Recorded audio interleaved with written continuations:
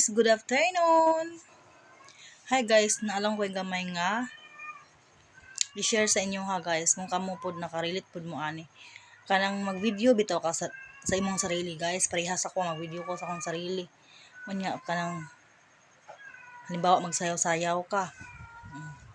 Kailangan jud ana i-sure jud nako kung walay tao nakakita sa kuha. Kung wala na ko'y kauban, then ilak na ko ang pultahan. O naay gamay nga bangag sa akong kwarto. Butangan yun ako siya kurtina para di ko makitaan. Yung anak na siya. Ngano ka guys no?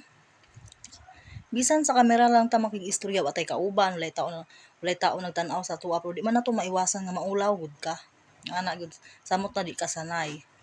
Then kapag mag-post gani ka unya makitaan ka nila nga nagsayaw. Nay mo comment sa imuha nga mo ana sila nga ay karon ako kita sa imuha nagsayaw ka. Di ba sa una di man ka nagasayaw kay maulawon baya ka. Mauna. Huna-hunaa pod, nagsayaw man tuod ko.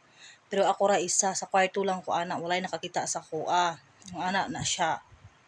Kabalo na ka. Kana lang guys. Thank you for watching guys. Bye-bye.